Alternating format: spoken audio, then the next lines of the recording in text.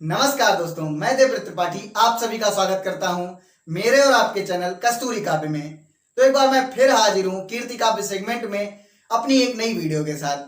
आज की ये वीडियो गोस्वामी तुलसीदास जी के जीवन और उनकी रचनाओं के विषय में है। इससे पहले मैंने कीर्ति काव्य सेगमेंट में संत कबीरदास और सूरदास जी के बारे में वीडियो बनाई थी। अगर आपने वो वीडियो नहीं देखी है तो मैंने नीचे डिस्क्रिप्शन बॉक्स में उन दोनों वीडियोस का लिंक दे दिया है। उन लिंक पर विजिट करके आप वो दोनों वीडियो देख सकते हैं। तो अब ज्यादा कुछ ना कहते हुए शुरू करते हैं आज की यह वीडियो।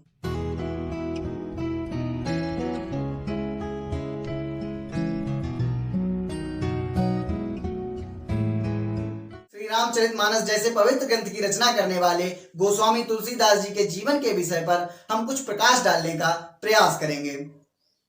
इनके जन्म के विषय में कोई भी साक्ष्य प्राप्त नहीं हुआ है, लेकिन डॉक्टर नगेंद्र ने अपनी पुस्तक में हिंदी साहित्य का इतिहास में इनके जीवन के कुछ साक्ष्य प्रस्तुत किए हैं। इसमें वेणी माधव द्वारा लिखित मूल गोसाई चरित और रघुवर दास द्वारा लिखित तुलसी चरित में इनके जन्म के संवत को दिया गया है। इसके अनुसार इनका जन्म श्रावण शुक्ल सप्तमी को 1554 विक्रम संवत में हुआ था। इनके जन्म के विषय में एक दोहा प्रचलित है। संवत 1654 विषय कालिंदी के तीर, श्रावण शुक्ला सप्तमी तुलसी धर्यो शरीर, तुलसी धर्यो शरीर। इन्होंने अलग अलग जगह भ्रमण करके कई भाषाओं का ज्ञान प्राप्त किया और एक लोकनायक और महान दार्शनिक के व्यक्तित्व का प्रभाव भी छोड़ा।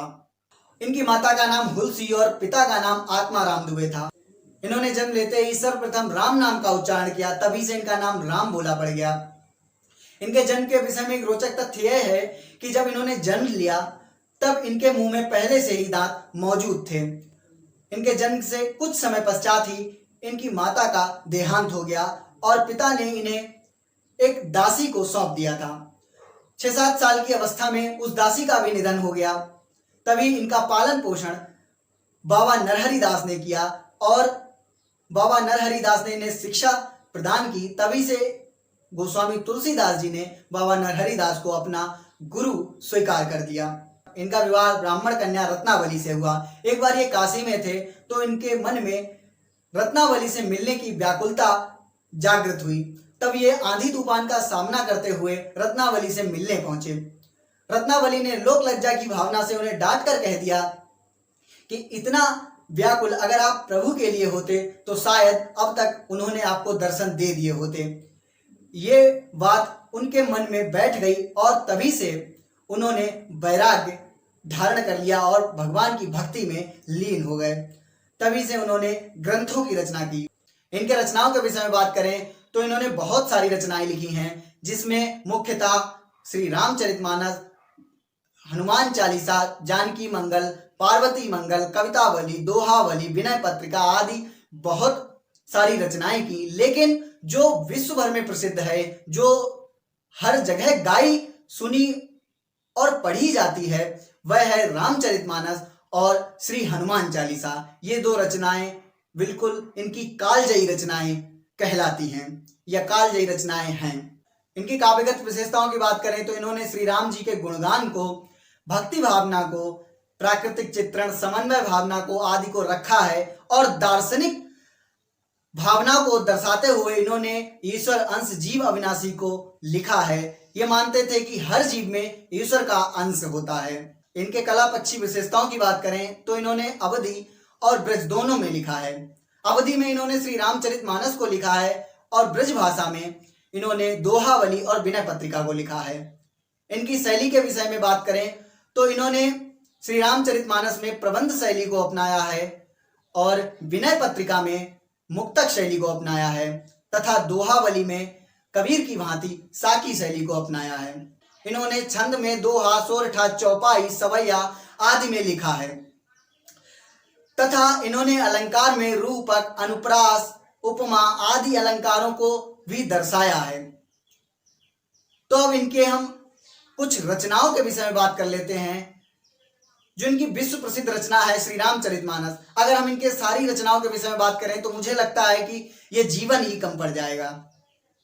तो मैंने एक दो चौपाई श्री रामचरितमानस से ली है, और जब भगवान श्री राम जी का जन्म होता है तब इन्होंने जो छंद लिखा है वो मेरे और आपके हृदय के बहुत ही करीब है। उस छंद को मैं आपके साथ साझा करूंगा।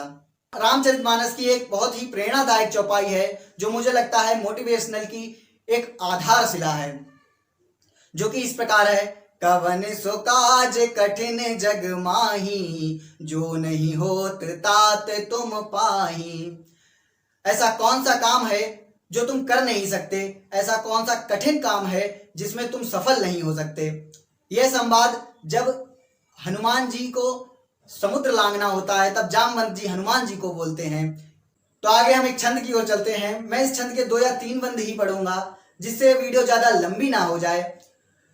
जब भगवान श्री राम का जन्म होता है तब तुलसीदास जी लिखते हैं, भय प्रगट कृपाला दीन दयाला कौसल्या हितकारी, हर्षित महतारी मुनि मनहारी, अद्भुत रूप विचारी, लोचन अभिरामा तनु घन श्यामा, निज आयुध भुजचारी, भूषण वनमाला नयन विशाला, शोभा सिंधु खरारी, कहे दुई कर जोरी स्तुति तोरी, कही विधि करऊं अनंता, माया गुण ज्ञानातीत अमाना, वेद पुराण बनंता, करुणा सुख सागर सब गुण आगर, जय गावहि श्रुति संता, सो मम हित लागी जन अनुरागी, भयउ प्रगट श्रिय कंता, भय प्रगट कृपाला दीन दयाला कौसल्या हितकारी, हर्षित महतारी मुनि मनहारी, अद्भुत रूप विचारी। जय श्री राम। तो आपको मेरी वीडियो कैसी लगी मुझे कमेंट करके जरूर बताइए, और जो लोग तुलसीदास जी को पढ़ रहे हैं उन तक ये वीडियो ज्यादा से ज्यादा पहुंचाने का प्रयास करें। और मेरे साथ इस सफर में चलने के लिए मेरे चैनल को प्लीज सब्सक्राइब कर लें और इस वीडियो को लाइक करें, कमेंट करें और ज्यादा से ज्यादा शेयर करें। धन्यवाद।